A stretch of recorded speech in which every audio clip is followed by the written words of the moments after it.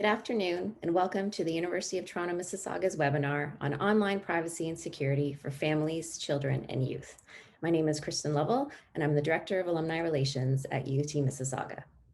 We have alumni and friends from all over the world watching today's event, from Pakistan, the Netherlands, Portugal, Trinidad, Mexico, Kenya, and all across Canada and the United States. Welcome, everyone. Before we begin, I'd like to take a quick audience poll to see if this is your first time attending a UTM webinar. You should all see the poll on your screens now, and we'll just keep it there for a few more seconds to get all our responses in, and let's close the poll. Thanks. So I see there's quite a few of you who are returning viewers, so thank you for joining us again today, and welcome to our new guests. Today's webinar will help increase your awareness of potential vulnerabilities, share simple steps and tools to secure your children's digital devices and protect their privacy. I'm delighted to introduce today's speaker, Ryan Duquette. Ryan is the Canadian lead for RSM Canada's Security and Privacy Risk consulting practice. He focuses on litigation support, cyber incident response, privacy and cyber technology risks, digital forensics, and cyber fraud matters. He works closely with clients involved in workplace investigations and civil litigation matters, including intellectual property theft, HR investigations, and data breaches. Ryan is a seasoned professional with over 20 years of experience within the investigations and cybersecurity fields, and was previously a police officer focusing on cybercrime and fraud cases. Ryan has been qualified as an expert witness on numerous occasions. He provides cyber thought leadership to clients across multiple industries and is a frequent presenter at fraud, digital forensics, cybersecurity, and investigative conferences worldwide. Following Ryan's presentation, there will be a moderated Q&A with the audience. We just ask that you hold off on submitting your questions until after the presentation is finished, as Ryan may answer your question during his talk. And I'm delighted to introduce U of T Mississauga alumna, Hannah Tarek, who will serve as our Q&A moderator. Hannah is a lawyer with Biseglia and Associates Professional Corporation, where she maintains a broad-based litigation practice, focused principally in the areas of construction law, commercial disputes, debt enforcement, and insurance claims. Hannah appears regularly before the Ontario Superior Court of Justice and has represented clients at the Ontario Divisional Court and the Ontario Court of Appeal as co-counsel. She earned her Bachelor of Science in Psychology from U of T Mississauga in 2004 and her Bachelor of Laws from York University's Osgoode Hall Law School in 2008. She's also served on the U of T Mississauga Alumni Association Board of Directors since 2015. Hannah is also the mother of 3 children who enjoy social media and online gaming. So now Hannah and I are going to turn off our cameras, and over to you, Ryan, for your presentation. Thank you very much. It's a absolute pleasure to be here today, and I hope everybody is staying safe in these perilous times. So just give me 1 second. I will start my presentation here. So anyways, I came home after a night shift from being a police officer and crawled into bed at 7 o'clock in the morning, and very, very tired, and turned off my light and went to sleep. And, most of my family and friends knew not to bother me at that time, not to call me at, in the morning because I needed my sleep. All of a sudden, my phone rang. I don't know if we can hear the audio, probably can't hear the audio going on here, but my phone rang and I stumbled around in the darkness trying to find my phone, and I finally found it and answered my phone, and I was very groggy, and I said, hello, and I wasn't sure who it was. And the other person on the other side of the phone, sort of a Bond villain type sounding person, said, Mr. Duquette, with a very deep European accented voice. And I said, I perked up a little bit, and I said, well, who is this? And he said, I'm the person that you were trying to find last night.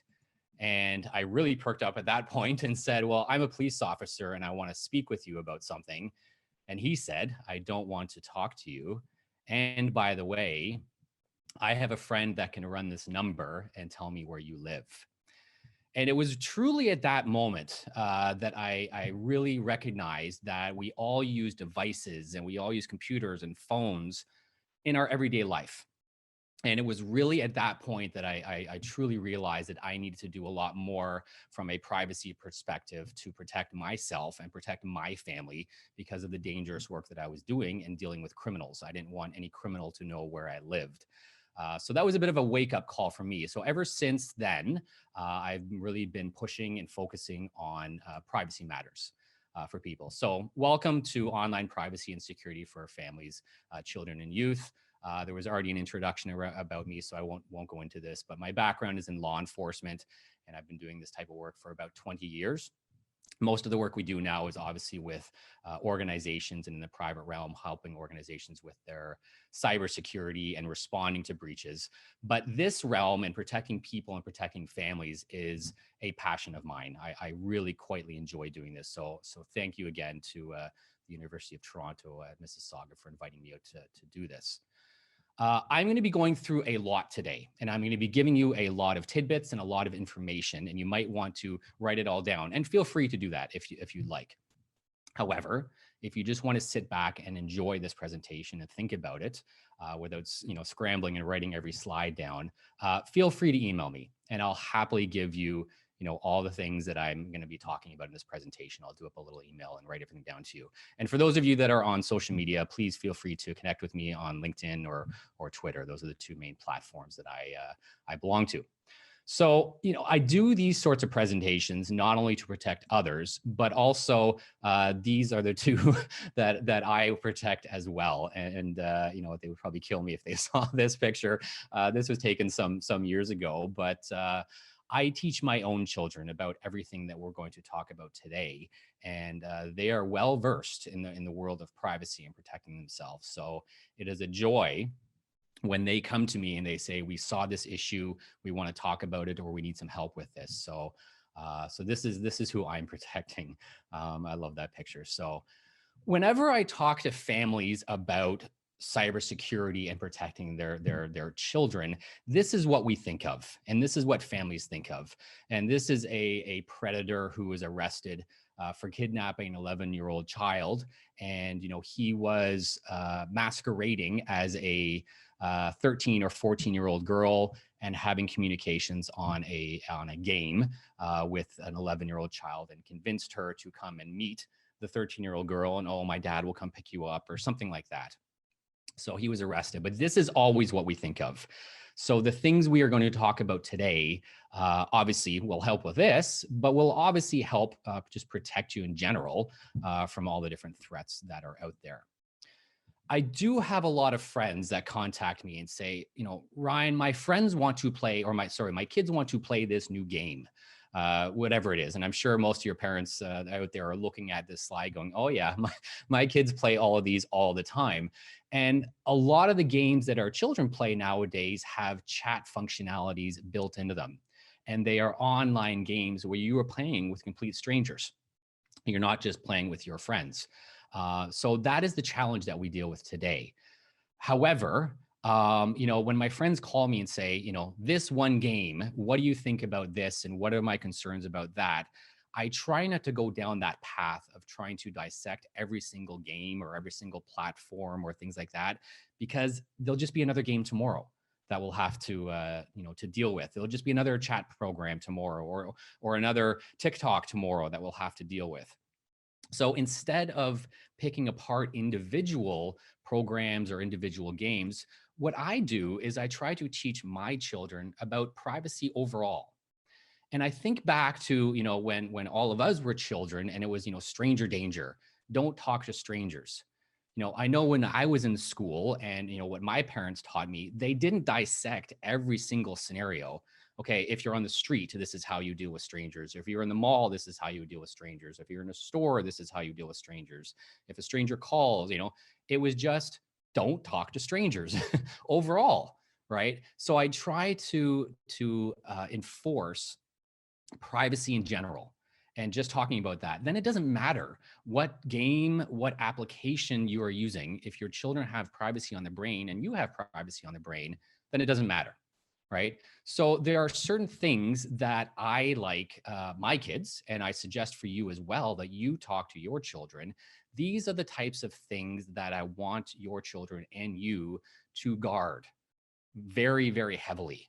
Your age, date of birth, phone numbers, addresses, email address, and we'll talk a little bit about that later. Schools, your name even potentially, and any other identifying information. because, targets out there, criminals or predators, will pick apart little tiny little things and add up those puzzle pieces, so to speak. So really try to protect this information. And if you can say any sort of situation that you're in, if you're protecting this sort of information, it'll go a long way. Now, I do get a lot of parents say to me, well, Ryan, my kids use incognito mode or private browsing mode on their browser. Chrome, Firefox, or whatever browser you're using has these types of modes. Isn't that fine? And I'm like, well, no, not really. All these, modes, the only thing that they are system, so they really don't help in this regard. So I'm going to go through in this presentation, like I said, every single slide is almost going to be something new that you're probably going to want to do or go check or things like that. So, instead of writing it all down, just feel free to contact me if you'd like. The one thing that I like to tell parents, and I think you should do this, personally in your business and definitely for your kids, we all use credentials and we reuse credentials, username and password normally. We like to reuse our passwords all over the place. And that is such a bad habit to get into. And we're going to talk about password managers later. But what I suggest to people is they go and they look up to see if their username and password has ever been involved in a breach. So what happened there is you use your email and a password on some sort of platform or social media or for something, and that organization has been breached and that information is now publicly available. Well, if that username and password, if you use that same password on other platforms, criminals and others, can go and look up your password and then just go log in as you somewhere else, right? So I highly suggest that you go, there's a few sites, Have I Been Pwned is one of them, and you can actually put your email addresses in here. And if they ever are involved in a breach, it will notify you. It will tell you this email was involved in a breach here. You might want to go change, your passwords or whatnot. So great site to go check. The other one is called Dehashed. And this is, again, a very similar site. It has a database of breached passwords. This one does cost a little bit, but the nice thing about this one, it will tell you for free if you've been involved in a breach. But the nice thing about this one, for I think a very, very minor cost, it will actually show you the password if it was publicly available that was used, so you can go change it. So here's some old, Hotmail accounts that I've used, and you can see that over the years they've been involved in breaches, and there was some information there that was available. On some of them, however, there's more information, and you can see on this one it actually provides an IP address as well, which while that's not going to show where I live, it's going to show my service provider. Another little puzzle piece that people can put together. If they wanted to, commit a crime against you or something like that in the cyber realm. So highly suggest you go to these sites, check yours and your kids' email addresses, see if they've been involved in a breach. If they have, and the passwords are publicly available or they're listed, change those passwords and please don't use them anywhere else.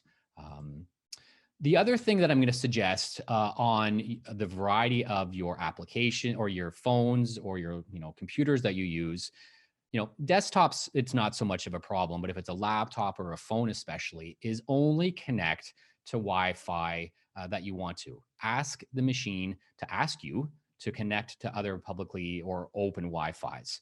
I only really connect to two places, my workplace and my home, automatically. I ask my systems to ask me to connect to other places. And at least it's a bit of a know-how, and I can check to make sure that what I'm connecting to is actually legit. So again, I'm in this presentation, I'm not going to walk you through how to do this, but that's easily available. You can just Google this and it'll tell you how to do it. I think as parents, there are also other things that we should be concerned of and things that we can be doing to protect our children. One of the things that I talk a lot about is IoT devices. All these, cameras and other devices that we love to buy. And they're great, right? A lot of these, but some of them come with inherent security vulnerabilities. There's lots of stories out there about, baby monitors, for example, that people buy, they bring home, and they are easily hacked into. Some of them, right? And in cases like this, people were able to hack into them, see the video, talk through them to the baby, scream at the baby and whatnot, which obviously is horrible. So if you are going to buy some of these devices, just do a little bit of research up front to make sure that they have, done their due diligence when it comes to security and securing these things. The other thing that we need to do as parents is be careful of, what we are giving our children as toys. A lot more toys now are, again, IoT, Internet of Things toys, and are internet, capable of hooking up to the internet. Right? There are toys out there, such as this one, that will have a conversation with your child and is Wi-Fi enabled. So that conversation is going somewhere, right? And kids say the darndest things sometimes, especially when they're angry with you. So just be a little bit careful about the types of toys that you're buying your children, and if they are Wi-Fi enabled and they're able to be connected to the internet. Just make sure you know what is being shared to whatever organization you're buying it for. I saw a trend start probably 4 years ago now, and I seem to see more of it every single year. And it normally starts in September, where parents are incredibly proud of their children, starting school and posting pictures of, my child is starting in this school, they're starting in kindergarten. I'm so proud of this, and that's great. We're all proud of our children for doing that. The question begs, though, is do you need to publicly share that information with the entire world? And in situations like this, I was able to find this online. It had the children's full names, it had the school they go to, it had the grade that they're in, and it had their teachers' names as well on there. So, from a safety perspective, I have concerns with this because it doesn't take somebody very long. It took me about 2 minutes to jump on Google Maps and actually see these people's homes, figure that out where they live, just based on their names, which was in that picture, and the local school. And I figured that out. And I also went to the school and I found all the listing of, everybody that works at that school. So if I was going to be, masquerading as somebody, pretending to be a parent or something, I have all the information needed, right? The child's name, the teacher's name, the information, the address, a whole bunch of information, parents' names, whatnot. So again, I know we're all proud and we want to share things about our children, but just be careful about how much you're sharing. Stepping back again to those cameras, and I talked a little bit earlier about Internet of Things cameras sharing information. This picture was taken from a database of publicly available cameras that people install in their homes, and they don't secure them. There are multiple sites out there where you can go and see thousands of these cameras that are available for the entire world to see. And as you can see in this one, there is a child's desk sitting right there. So, I didn't want to show the child, but I've looked at this feed before, and there's families walking around and there's children sitting there and whatnot. And to me, that's really scary as well. I don't want the whole world being able to look inside my house and watch my children doing things in their room. So if you do buy these, IoT cameras that are available that you can look on your smartphone and watch them forever in the world, just make sure they're locked down and take some safety precautions, please.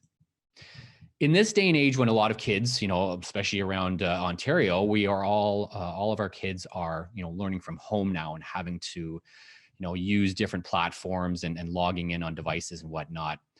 Which I think is going fairly well. From the most parents I've talked to, they're like, yeah, we're moving along nicely. I do have some concerns, though, when it comes to not only has there been some hacks into these platforms recently, that was just in the news last week, but I'm also very cognizant about what my kids have behind them on these platforms and what they are sharing on video. It's only for the class. But again, if somebody was able to get in, like it happened last week, to one of these platforms, there may be things behind your child sitting there that might give away, their location or other things. Or the other larger concern that I see all the time is, they have the audio on, and parents are walking around having conversations, and the audio is on, and the entire school or classroom is at least listening to parents' conversations. So it's just something to be cognizant of, that when when your child is learning, make sure maybe you can hide some of the things in the background a little bit. Going back to passwords, one of the questions that came up earlier was about using password managers. And I get this question a lot. And I am a huge proponent for using password managers because we are all creatures of habit and we all share our passwords everywhere, or not share them, but use the same password across multiple platforms. And that is inherently a bad practice because, like I said, if one of those places gets breached and that password becomes available, criminals and attackers will try to take that username and password and try it everywhere else.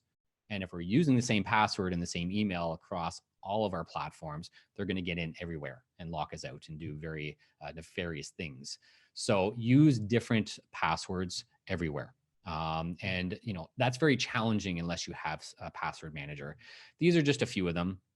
There are others out there. I use one of these on this screen.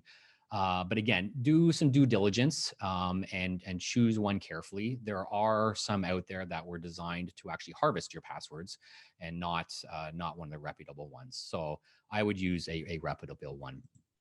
The other thing I suggest is to use two-factor authentication, and that is another method of authenticating yourself. So it's not just your username and password.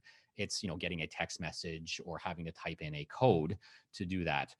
This is a great site that you can go to that will literally walk you through how to set up two-factor authentication across the board, almost everywhere, all social media platforms, cloud storage locations, variety of different places. It will walk you through how to do it. And I'm a big fan of doing that. So even if somebody outside got a hold of your email and password, if they went to log into one of those accounts and they didn't have, your two-factor code, they can't get in. So it's just another security measure that we can use. I'm sure a lot of you use a VPN at your workplace, but I am also a huge fan of using a VPN at home. Again, this is an example of just one VPN, virtual private network.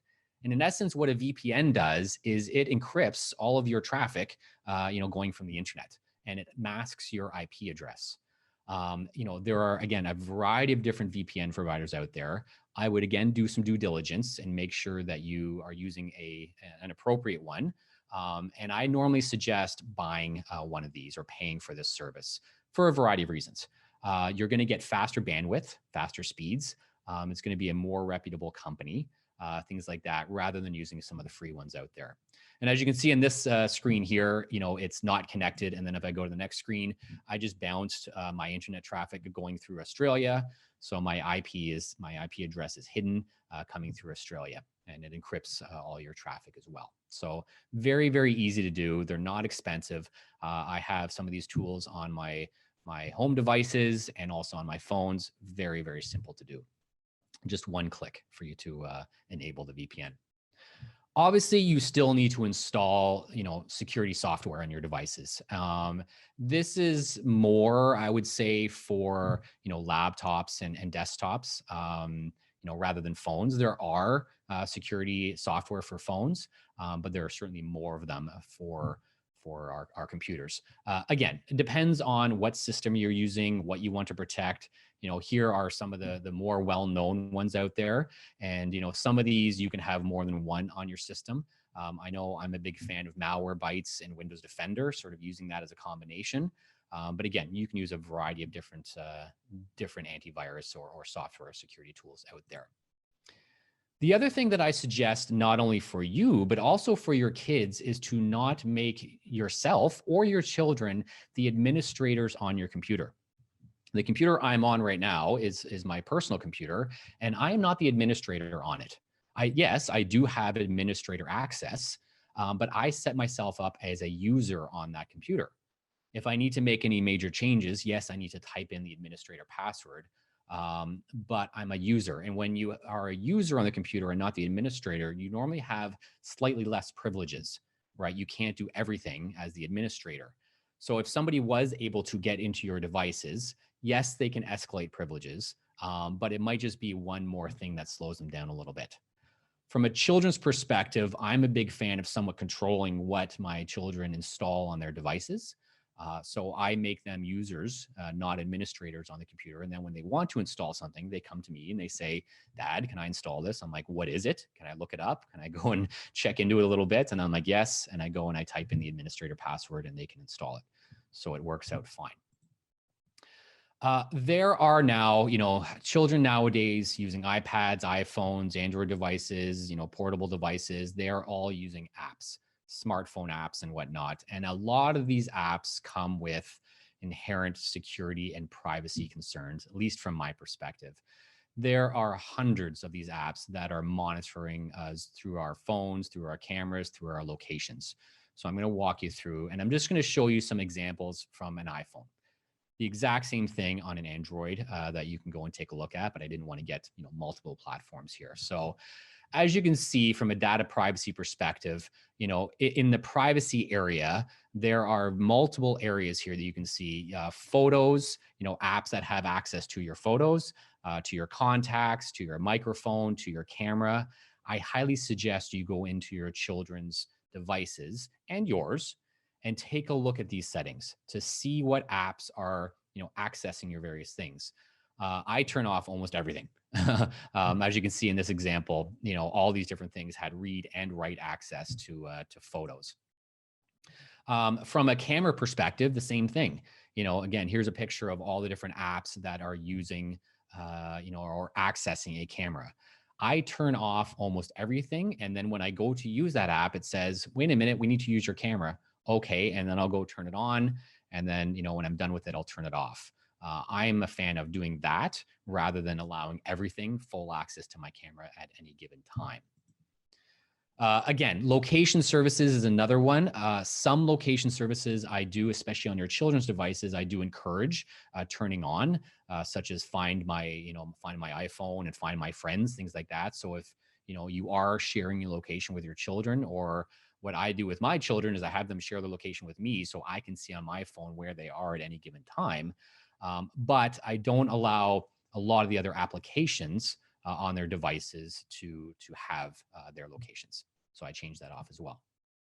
We talked earlier about emails and all that list at the beginning that I said, these are the things that you should really be cognizant of and not sharing out there.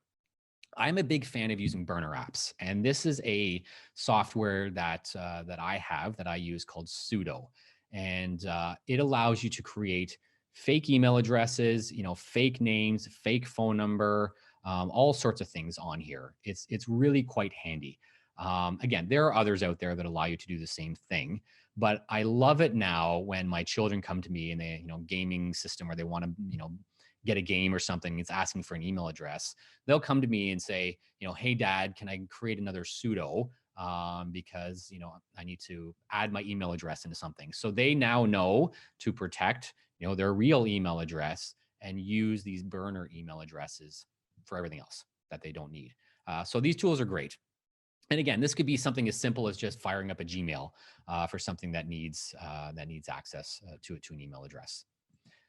I'm also a big fan of locking down any social media profiles. I do allow my children some access to a variety of different social media platforms, but I ask them to lock that down. So it's only friends. It's not publicly available for everybody to see. Again, I'm very cognizant of what they're sharing out there, and they're very good about this sort of stuff. But my feeling is they should only be using these social media platforms to connect with friends and do things with friends or family, and not out there in the entire public realm. So again, try to lock everything down as best that you can. Some of them you might need to open up a little bit more, but it's sort of on a case-by-case basis. And then the other thing I like to say, and again, this isn't as much of a concern for children these days because they're not really calling strangers that often. But the story that I told at the beginning with my phone ringing and how I called that person for an investigation, that was pre-smartphone days, right? That was back in the old Motorola flip phone days, where it was a lot harder to sort of make your phone number private. So these days it's quite easy to do that. You can go in, turn off your caller ID, make that phone call that you need to make, and then turn it back on if need be. So if your children or yourself are making phone calls to, to someone that you don't know or whatnot, or there's maybe a little slight concern there, just turn it off. Right. And then you can always turn it back on when you're calling friends so they know that it's coming from you. So, all right. That was a lot to go through. And, like I said, if you were taking notes, I was going through it pretty fast. I like to provide a lot of information in my talks, information that you can use right now to start protecting yourself and your families. So if you were going through this and you were trying to write everything down, there was a lot there. So again, please feel free to email me. Again, we talk about not giving away your personal information. Well, obviously here I'm giving away not my personal, but my work information. So please feel free to email me, and I'll happily share a breakdown or even some of the slides. I can happily share that with you about some of the things that we talked about today. And I really do hope that you take some of these things to consideration, and maybe not do them all as one swoop. You might get some complaining from your children, but maybe piecemeal, maybe take it slow, baby steps, and just do sort of one thing at a time to sort of help protect your children and help protect yourself. So thank you very much. And I think now, if the timing is correct, yes, I think we're pretty good. We're going to open the floor for some questions. Thank you, Ryan, for that very timely discussion and a talk. I know in this day and age where we're doing everything from online, from schooling to work to shopping to banking to socializing, this topic could not have been more timely. Our audience members have submitted some questions, and you've covered quite a few of them, so thank you for doing that. This is a question particularly for parents with children. There's a question as to what internet browser will allow parents to control age-appropriate search results. Yeah, so I think most of the browsers do allow that. There are some browsers out there, though, that, at least in my opinion, deal with privacy a little bit better. But I think most of the browsers do allow some sort of parental control on those browsers. There are other applications out there that you can install, extensions, that's what they're called, that will help you with that as well. So whatever browser you are using, be it Chrome or Firefox, or one that I like to use for more privacy, it's called Brave. Look for those extensions, and just again Google how to install which extensions are appropriate. Thank you. You touched upon cameras and having them inside the house or outside the house, and it being susceptible to hackers. Do you have any comments or suggestions for things like Alexa or Siri that are voice activated apps, that many people now have? So I am not a huge fan of having something in my house that's listening to me 24/7, and because that's what these devices do. And it's interesting. I'll tell you a bit of a personal story, and I'm not giving much away here, but even your phones in your pocket are listening to you a lot of times. I just got a new kitten a little while ago, and I named her Ritz. Again, I'm not using the name of my pet as a password anywhere, but I named her Ritz. And I remember before naming her, I was having conversations with people about naming my cat Ritz. Well, lo and behold, I started getting paid advertising on Twitter and other places for Ritz crackers. And I thought, well, isn't that interesting? And not that I have a device, but it's my phone, right? And is our devices listening to us? So again, I'm not a big fan of having something in my house listening to me all the time. However, I do think there are times that devices like that are fantastic. I have a friend who has a device like that for her elderly parents, and her parents get up every day and they say, what medication should I take today? What's going on in my schedule today? And the device will say, do this, this, and this, right? So it's a reminder with their calendar for them to do things. So again, I do think that there are valuable situations for those, But for me, I'm not a big fan of it. If I need to ask a device something, I'll just go and look up the recipe, or play the music, or whatever I want to do, or walk over and turn on my lights. I don't need a device turning on my lights for me. So that's me personally, but it's obviously a personal preference. Okay. The next question that I have for you is, can you explain to us what cookies are, and not the chocolate chip kind, but anytime you try to log on to a website now, or download an app, the first thing that pops up is, please review the cookies. And usually, when you're trying to do these things, you're in a bit of a rush. So what are we supposed to watch out for under those circumstances? So cookies have been around forever. This isn't anything new. What cookies are is they are a small, bite size of data that gets put onto your computer that helps with the loading and the speed of loading of websites and other things. Some of them do contain some information, such as the last website you went to and some other things, but for the most part, they are fairly well defined.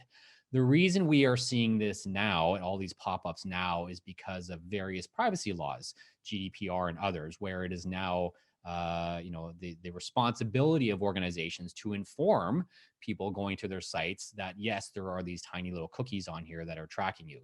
You can enable your browser through various extensions, or right within the browser, to block all cookies. You can do that if you're concerned with that. It may slow things down a little bit, but there are lots of different ways to do that. From my viewpoint, there is the sort of risk and reward balance always, right? And in my viewpoint, cookies are not a major security concern that I'm going to sort of shut down all of them, because you want to do things, as you said, quickly sometimes. Okay, so we're talking a lot about preventing security threats, or preventing hacking.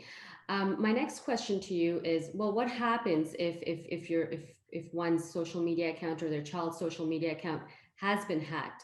Is changing the password enough? Oftentimes, when people get into your social media accounts, they will change the password and lock you out. So that is the concern. You are completely locked out of your social media platform, and whoever has taken it over now essentially owns it, and you cannot get in. So that is really, really challenging to do. You can contact the social media providers, but it's hard to do that, and they are inundated with these types of requests. Um, if they haven't, the attackers haven't changed the password and they've just gone on and posted something malicious, yes, you can go in, you can change the password. But also, in a lot of these platforms, you can go in and see what devices are currently using, your social media platform. What devices are, if I use LinkedIn as an example, what devices are currently logged into there, and you can manually kick them out, right? So you can go into some of these and take a look at that as well. And again, you can just Google whatever social media platform to see if you can do that. However, like I said, in the most times, attackers will go in. That's the first thing that they will do, is change that password so you're completely locked out, because they know you're going to go in and change the password to lock them out. So it's best to use, password policies, so to speak, family password policies, and really, really be careful. Talk to your children about, don't give any friends access to your social media accounts. Don't share that password, because you might have a fight with that friend tomorrow, and all of a sudden they've got access to your Facebook. So protect those passwords carefully. Okay, and thanks for that. On that same note, what should one do if they realize that their child or their teen's safety is at risk? So either they're communicating with somebody online, they're not sure what to do next, other than saying something that probably won't work. Get off the computer, and you're banned from the computer for the next however many days. What are some steps that parents can take to sort of ensure that no harm comes of it? Obviously, if there is a large threat to your children, the first thing you should be doing is calling law enforcement, right? Definitely. If there's a situation where you see a predator talking to your child or whatnot, yes, call law enforcement and have them investigate that. It's very challenging. Like I was saying earlier with that picture I showed where somebody was masquerading as a young child. And, rather than, cracking down on your child and saying no, because sometimes that will, drive them to want to do it even more. I think just having conversations with your child to say, you think you're talking to a 13-year-old child, but it could be a 40-year-old male somewhere who wants to harm you. And they're saying all the right things and they're doing all the right things and they've shared a picture with you, but that doesn't mean that it's really who it is. And it's amazing now that when you start that conversation, you start talking to your children, they will come to you. I remember one day my daughter came to me and said, Dad, somebody's saying some very bad things and bullying me on a game. I can't remember what game it was. I think one of those ones I showed earlier. So I said, all right, let's go take a look. And I was there beside her and I said, are you in the game now? Yes. And I saw what this person was saying. Now, it wasn't a predator by no means, but it was somebody being a bit of a bully in this game, being inappropriate. So that was a real learning moment for me to be a parent and sit down with my child and say, this is no different than a bully on the schoolyard, right? Here's how you deal with it. Don't get engaged with them. Don't interact with them. Just say, I'm not going to talk to you anymore. See you later. Goodbye. It's not worth it. This is a complete stranger. It's actually easier than it is, on the school ground to deal with this, right? They're not right there in your face. You just leave the platform and go play another game, whatnot. Again, I think this is really an opportunity for us as parents to sit down and have these heart-to-heart conversations with our children as a learning moment. Don't wait for something to happen. Talk to them ahead of time. Thank you. The next question is from our online audience members, one of our online audience members. And the question is, if you can only do one of your recommended steps, what would be the first priority? That's a good one. I would probably say passwords would be the number one issue. Especially as your children start to get older and are using, like I said, social media platforms. You want to make sure that those platforms are well protected. So passwords would probably be the first one that I would talk about or implement out of that great list of things that I showed. Okay, excellent. Next question from another online audience member. And the question is, we have different Wi-Fi settings for our kids for school, for gaming, etc. Gaming is blocked on school time Wi-Fi. The kids have learned to use free VPN Chrome extension to bypass our restrictions to social media and games. How can we prevent this? So I'll tell you a funny story, then I'll answer your question. And this might just be a story that my children heard, but they did say that a child at their school, maybe it's just a story, a rumor that's floating around, but I have heard it elsewhere. A child at their school was texting or I think watching YouTube or something. And the parents were like, enough, you're in trouble. You're grounded. You can't, watch YouTube on your devices. So they said, you can't, we're taking away your devices. Well, this child realized that when the parents weren't home, they could go to their smart fridge that had a screen on it and watch YouTube on the smart fridge. So they would just sit there and watch it. So kids will get around things. They are creatures of habit of that. Again, I'm not a huge proponent of lockdowns, right? We're in a lockdown right now, but for children. But there are various Wi-Fi routers out there, and I use one of them called Amplify. There are others. And what Amplify actually allows you to do is to shut down Wi-Fi access to individual devices. So not games during a certain time, things like that on a VPN, but I shut down Wi-Fi to almost every device in the house at certain times at night, and then it fires back up in the day. And there's numerous times my kids will complain about it. Obviously, Dad, why can't, we do it longer? But at least it gives me a little moniker of control. So I know that they're not going to, regardless, they don't have their phones in their rooms at night. That's another thing. But they're not going to get up in the middle of the night, come down and grab their phone charging in the kitchen and be on games all night long. They can't because the Wi-Fi won't work on their systems. So again, there are some few little things you can do in that regard. Thank you. The next question is about online banking. And you touched upon sort of some global things that one can do to protect themselves online, but specifically with respect to online banking, do you have any specific suggestions or ideas? Online banking is very secure. They do use very robust encryption and security tools. And I know because we work a lot with the banks, and the banks are, take cybersecurity very, very seriously, including with, their banking apps. I think rather than being concerned about using the banking app, I would be more concerned about the devices, that you're using the banking app on. I do know a lot of people that will only use one browser, for online banking, and they won't do anything else on that browser, or only use one computer.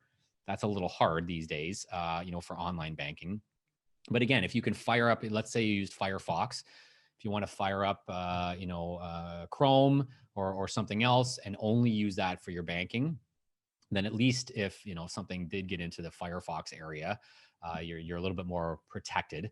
But make sure your device is protected and not worry so much about the banking portal itself.